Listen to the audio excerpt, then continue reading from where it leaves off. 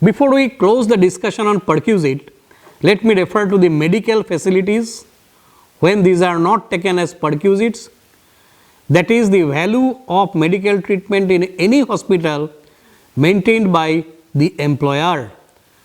Secondly, reimbursement of expenditure actually incurred on medical treatment at any hospital maintained by the government, local authority, any other hospital approved by the government for the purpose of medical treatment of its employees. Reimbursement of expenditure actually incurred for medical treatment to the extent of rupees 15,000, but incidentally this amount will be taxable from the assessment year 2019-20 as this exemption has been withdrawn. Next, the premium paid to the effect of an insurance on the health of such employees, amount paid towards expenditure incurred outside India for medical treatment. Up to rupees 2 lakhs it is not taxable, but in some cases it may be taxable. So, these are the rules for valuation of medical facilities. Now, let us to summarize. We may summarize the deductions from salary which are available when we add up the basic salary, allowances, value of perquisites, profits in lieu of salary, we get the gross salary. From gross salary, the deductions are available under section 16. Number 1 is the standard deduction which is provided under section 16 subsection 1. It is rupees 40,000, but from assessment year 2020-21 this is increased to rupees 50,000. Second one is the entertainment allowance under section 16 subsection 2. It is only available to government employees to the extent of rupees 5,000. And thirdly, it is professional tax, it is fully deductible on payment basis. So, from gross salary these 3 deductions are available under the head salary. Regarding entertainment allowance as a deductions, I have already told that this is available only in case of government employees, and the list of the following 3 is exempted. Number 1, 1/5 of the basic salary. Number 2, entertainment allowance actually received, and thirdly, rupees 5,000. The list of these 3 is exempted under the head entertainment allowance under section 16. Professional tax is a tax which is levied by the state government in which the employee is working. So, professional tax or taxes on employment levied by a state under article 276 of the constitution is allowed as a deduction only when it is actually paid by the employee during the previous year. There is a recent amendment. The finance minister Arun Jaitley, the then finance minister, introduced standard deduction in the budget of 2018-19 effective from 2019-20, giving salaried class something to rejoice about. The standard deduction of rupees 40,000 replaced the transport allowance exemption of rupees 19,200, medical reimbursement of rupees 15,000 per month. So, interestingly, the provision of standard deduction was there earlier in the Finance Act 2005, and they are usually deducted from the gross salary. Now, the government has proposed the amendments, and accordingly the standard deduction is reintroduced, and from the assessment year 2020-21 the amount will be rupees 50,000. Sometimes the salary is received in arrear.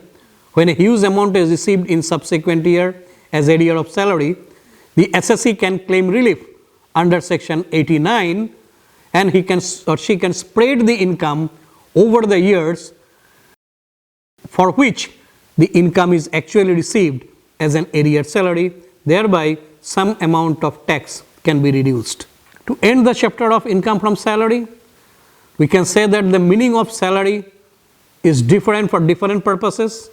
For HRA, for gratuity, leave encashment, RPF, it means basic plus DA or dearness pay if it is a part of salary, plus commission if it is given as a fixed percentage on turnover. But for valuation of rent free or concessional accommodation, It is basic plus DA or dearness pay plus commission plus bonus plus fish plus taxable allowances, monetary benefits, etc. For entertainment allowance, this is the basic only. For employees pay, that is under the Payment of Gratuity Act, it means basic plus DA or DP if it is received by the employee. We will see a comprehensive problem of salary. Mr. A, age of 55 years, is in the teaching staff of a private college in Bangalore owned by B Limited. During the previous year, 2017-18, he gets the following emoluments. Basic salary, rupees 4,86,000. Dearness allowance, rupees 92,300. So dearness allowance is forming part of salary. City compensatory allowance, rupees 33,100. Children allowance, rupees 2,340. He is being paid at the rate of rupees 65 per month for 3 children. House rent allowance, rupees 46,000. Rent paid, rupees 58,000. And remuneration from Bangalore University for acting as paper setter and examiner, rupees 86,400. Expenditure incurred by Mr. A in this regard is rupees 3,400. He gets rupees 18,890 as reimbursement from the employer in respect of expenditure incurred on medical treatment of his family members from a doctor.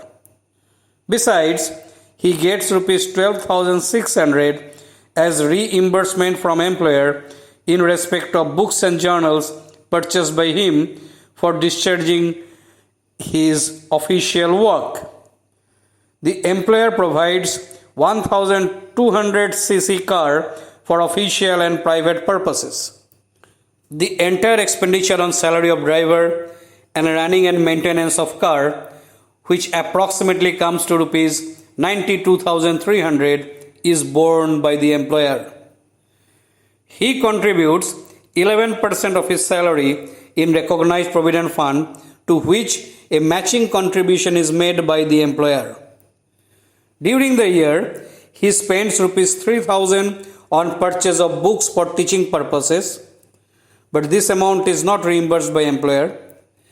Besides, he makes an expenditure of rupees 60,000 as insurance premium of own life insurance policy since 2015, sum assured being rupees 15 lakhs. Now determine the gross salary of Mr. A for the assessment year 2018-19. If we see the solution, the basic salary is rupees 4,86,000. Dearness allowance rupees 92,300. City compensatory allowance is also fully taxable, 33,100.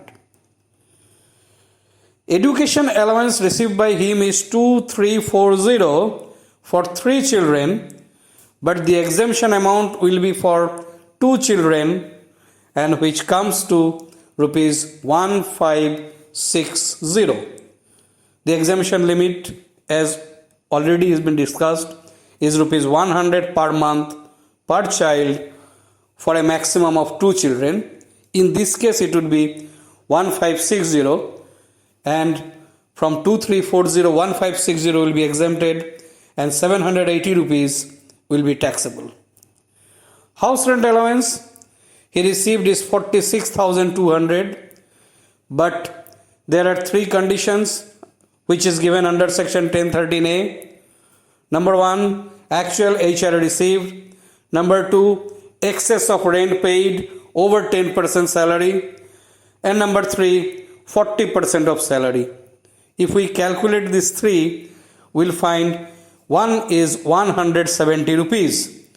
So 170 rupees being the least amount will be exempted from 46,200. So the balance amount of 46,030 is taxable. Reimbursement of medical expenditure is exempted up to rupees 15,000, but he has received 18,890, so balance rupees 3,890 is taxable. Reimbursement of expenditure on books and journals for official work is not treated as a perquisite, so the value will be nil. And regarding the car, is as it is for official as well as personal use of 1200 cc, which is less than 1600 cc, so it would be 1800 per month for 12 months, and as driver is given, so rupees 900 per month will be chargeable extra. So total valuation of car comes 32,400.